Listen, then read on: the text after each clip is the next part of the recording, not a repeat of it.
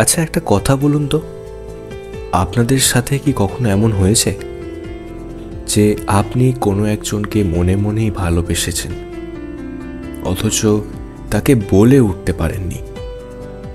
অথবা এমন কি হয়েছে যে কোনো একজন অন্য একজনের এটা জানার সত্ত্বেও তার প্রতি একটা ফিলিংস জন্মেছে? এমনই বিষয়কে আমাদের কবিরা নাম দিয়ে গেছেন ওয়ান সাইডেড লাভ, একতরফা ভালোবাসা। একতরফা ভালোবাসার মধ্যেও একটা ভালো থাকার অনুভূতি আছে। জানি তাকে কখনো পাবো না, তবুও সেই না পাওয়ার মধ্য দিয়েই একটা গুপ্ত ভালোবাসা মনে বাসা বাঁধে। আর তাছাড়া শুনেছিলাম একটা কথা, জীবনে সব পেলে কি চলে? কিছু না পাওয়া ইচ্ছেগুলোই তো বাঁচতে শেখায়।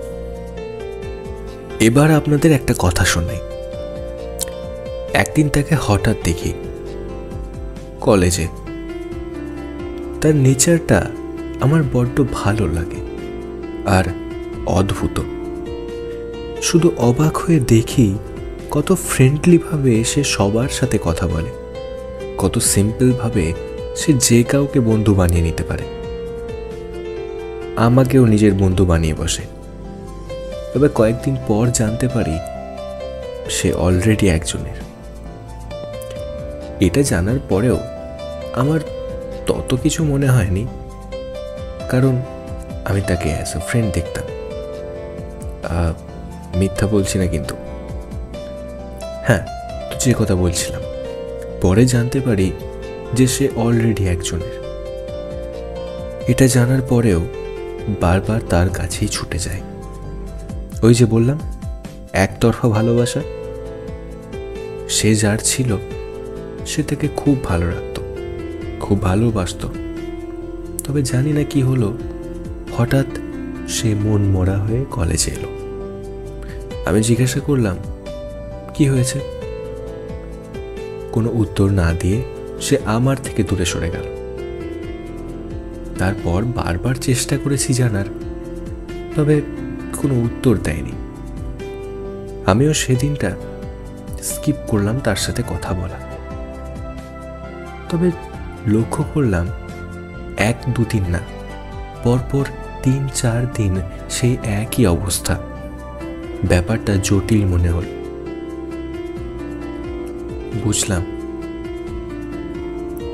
সে তাকে একলা ছেড়ে চলে গেছে।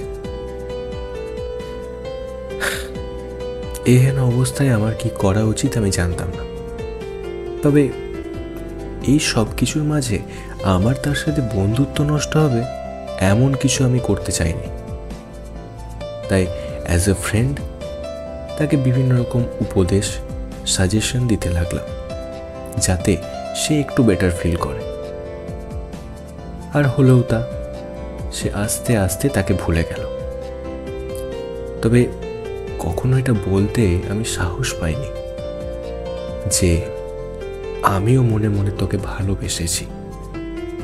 ওই যে বললাম, একতরফা ভালোবাসা। তবে কি জানেন, একটা খুব কঠিন বাস্তব ব্যাপার, সময় থাকতে থাকতে মনের কথা বলে দেওয়ার প্রয়োজন আছে। দেরি হয়ে গেলে সব হারিয়ে যাবে, আর থেকে যাবে শুধু একটা আফসোস।